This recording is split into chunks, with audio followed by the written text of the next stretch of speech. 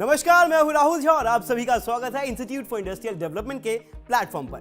दोस्तों, आजकल प्रदूषित हो रहे पर्यावरण को ध्यान में रखते हुए कई लोग 100% सस्टेनेबिलिटी डेवलपमेंट पर काम कर रहे हैं और इसके जरिए अच्छा खासा प्रॉफिट भी कमा रहे हैं। और कोशिश नाम की ऑर्गेनाइजेशन इसी दिशा में एक प्रयास कर रही है। नोएडा में कोशिश नाम की ऑर्गेनाइजेशन ने एक ऐसा बायोगैस और बायोमैन्योर प्लांट तैयार किया है जो 100% इको फ्रेंडली है। एंटरप्रेन्योरशिप की ABCD जाननी है तो ज्वाइन करें IIT का entrepreneurship development programme. Download entrepreneur India live app. नमस्कार, मेरा नाम रत्नेश तिवारी है। मैं कोशिश सस्टेनेबल सॉल्यूशन का फाउंडर और डायरेक्टर हूँ। कोशिश बायोगैस प्लांट्स पे काम करती है जिसको हम सस्टेनेबल एनर्जी के रूप में जानते हैं। सस्टेनेबल एनर्जी के अलावा कोशिश सस्टेनेबल सैनिटेशन और सस्टेनेबल एग्रीकल्चर पर भी काम करती है। कोशिश की टीम से अनिल सिंह तोमर बताते हैं कि उन्होंने एक ऐसा बायोगैस प्लांट डिजाइन किया है जो जीरो आउटपुट ऑफ वेस्ट के साथ डबल प्रॉफिट दे रहा है। ये plant organic waste, poultry litter, cow dung, रसोई के कचरे से बायोगैस बनाते हैं और खेती के लिए इस्तेमाल होने वाला खाद भी। बायोगैस के प्रोडक्शन को बढ़ावा देने के लिए सरकार की ओर से लगातार नए नए प्रयास किए जा रहे हैं। बायोगैस का इस्तेमाल खाना पकाने के लिए, ईंधन या फिर अन्य किसी हीटिंग उद्देश्य के लिए आसानी से किया जा सकता है।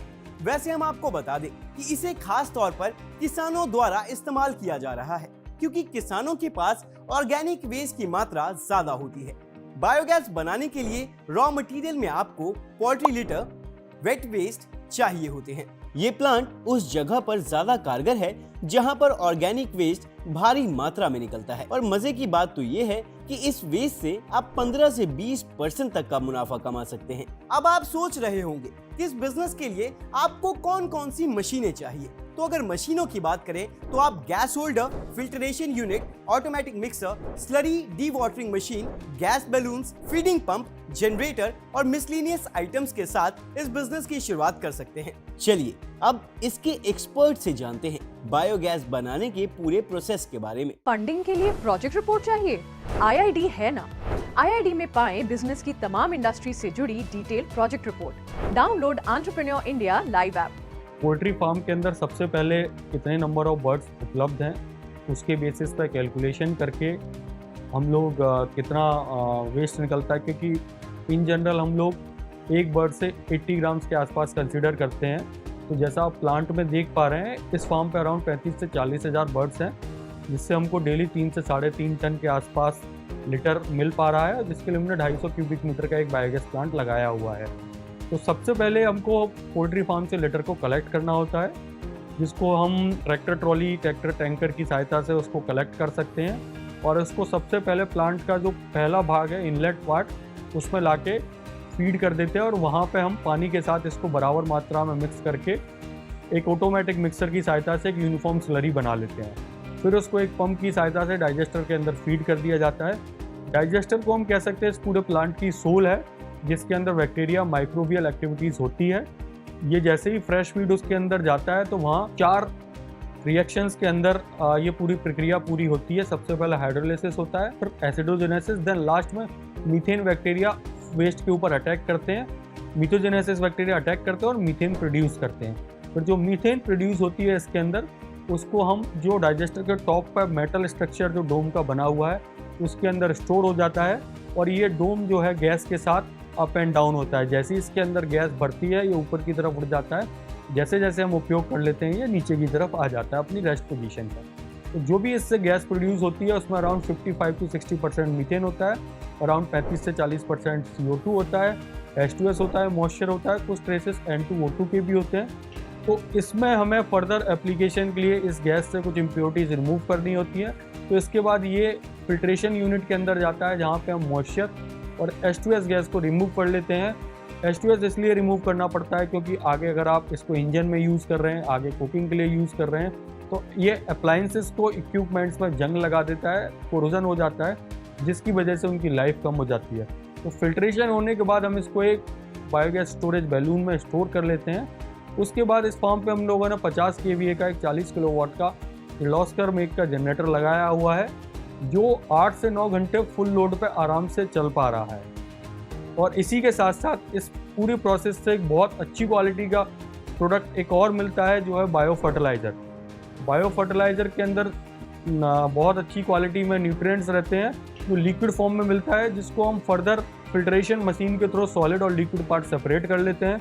सॉलिड पार्ट को हम कुछ दिन ड्राई करके उसके बाद पैकेजिंग करके फार्मर्स को दे रहे हैं।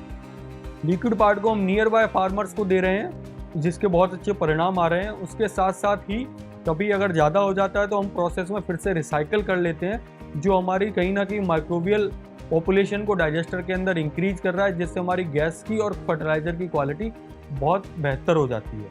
अब आपके मन में ये सवाल उठ रहा होगा कि माइक्रो स्केल पर इस प्लांट का सेटअप करने के लिए आपको कितना एरिया, कितने लोग यानी कि मैन पावर और इलेक्ट्रिसिटी की जरूरत होगी। तो माइक्रो स्केल पर इस बिजनेस को आप लगभग 10,000 स्क्वायर फीट एरिया में 3 से 4 लोगों की मदद से शुरू कर सकते हैं। और अगर बात करें मशीनों और पूरे प्लांट को रन करने की, तो आप 20 किलोवाट इलेक्ट्रिक लोड के साथ इस बिजनेस को आसानी से स्टार्ट कर सकते हैं। And the most important part is investment. तो माइक्रो स्केल पर बिजनेस को शुरू करने के लिए आपकी इन्वेस्टमेंट लगभग 62 लाख रुपए हो सकती है। किसी भी बिजनेस को स्मूथली ऑपरेट करने के लिए आपको कुछ लाइसेंसेस भी चाहिए, ताकि आप बिना किसी समस्या के अपने बिजनेस को आराम से चला सकें।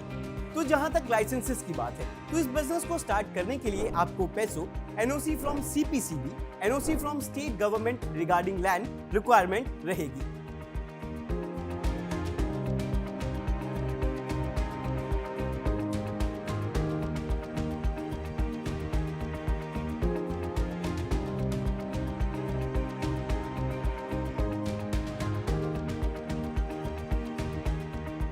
Well friends, that's all for the day. तो बिना किसी देरी के आज ही प्लानिंग को शुरू कर दीजिए और इस बिजनेस को कैसे शुरू करना है इसकी जानकारी आप आईआईडी से प्राप्त कर सकते हैं, क्योंकि आपके बिजनेस के सफर में आईआईडी आपके साथ कंधे से कंधा मिलाकर चलता है। और मुझे उम्मीद है कि हमारे द्वारा दी गई इंफॉर्मेशन से आप बिजनेस को आसानी से स्टार्ट कर सकते हैं। तो फटाफट से डाउनलोड करिए आईआईडी का mobile application entrepreneur India live, जहां आपको सभी बिजनेस से जुड़ी इंफॉर्मेशन आसानी से सिर्फ एक क्लिक पर प्राप्त हो जाएंगी। एक्सपर्ट एडवाइस के लिए स्क्रीन पर दिए गए कॉन्टैक्ट नंबर से हमसे संपर्क कर सकते हैं और अधिक जानकारी के लिए आप हमारी वेबसाइट www.iid.org.in पर विजिट कर सकते हैं। तो आज के लिए बस इतना ही। अगली बार फिर आपसे मुलाकात होगी नई इंडस्ट्रियल जानकारियों के साथ। तब तक के लिए मैं Rahul Jha signing off for the day.